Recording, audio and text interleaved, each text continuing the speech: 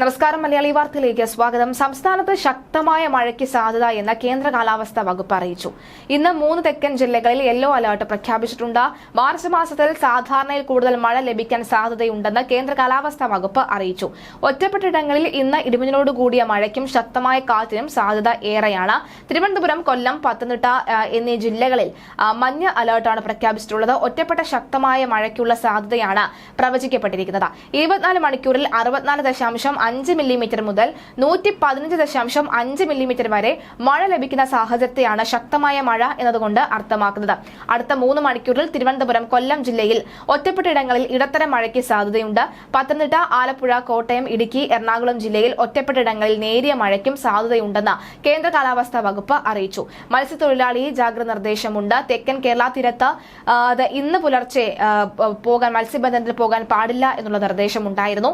ലക്ഷദ്വീപ് പ്രദേശത്ത് ഇന്ന് മുതൽ നാളെ മത്സ്യബന്ധനത്തിന് പോകാൻ പാടുള്ളതല്ല. കേന്ദ്ര കാലാവസ്ഥാ വകുപ്പാണ് ഈ മുന്നറിയിപ്പ് നൽകിയിരിക്കുന്നത്. ഇന്ന് തെക്കൻ കേരളത്തിൽ മണിക്കൂറിൽ 35 മുതൽ 45 കിലോമീറ്റർ വരെയും ചില അവസരങ്ങളിൽ മണിക്കൂറിൽ 55 കിലോമീറ്റർ വരെയും വേഗതയിൽ ശക്തമായ കാറ്റിനും മോശം കാലാവസ്ഥയ്ക്കും സാധ്യതയുണ്ട്.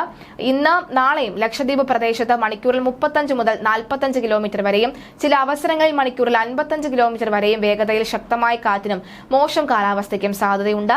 വടക്കൻ ജില്ലയിലും തെക്കൻ ജില്ലകളിലും പ്രത്യേകിച്ച് തിരുവനന്തപുരം ഉയർന്ന താപനില സാധാരണത്തേക്കാൾ കൂടാൻ സാധ്യതയേറെയാണ്. ഒറ്റപ്പെട്ടയിടങ്ങളിൽ ഇന്ന് സാധാരണത്തേക്കാൾ 2 ഡിഗ്രി സെൽഷ്യസ് മുതൽ 4 ഡിഗ്രി സെൽഷ്യസ് വരെ താപനില ഉയരാൻ സാധ്യതയുണ്ടെന്നും കേന്ദ്ര കാലാവസ്ഥാ വകുപ്പ് അറിയിച്ചു. കേരളത്തിൽ ഒറ്റപ്പെട്ടയിടങ്ങളിൽ ഇന്ന് ഇടിമിന്നലോട് കൂടിയ മഴയ്ക്കും മണിക്കൂറിൽ 30 മുതൽ 40 കിലോമീറ്റർ വരെ വേഗതയിൽ ശക്തമായ കാറ്റിനും സാധ്യതയുണ്ട്. നാളെ ഒറ്റപ്പെട്ടയിടങ്ങളിൽ ഇടിമിന്നലോട് കൂടിയ മഴയ്ക്കും സാധ്യതയുണ്ടെന്നാണ് കേന്ദ്ര കാലാവസ്ഥാ വകുപ്പ് അറിയിച്ചിരിക്കുന്നത്.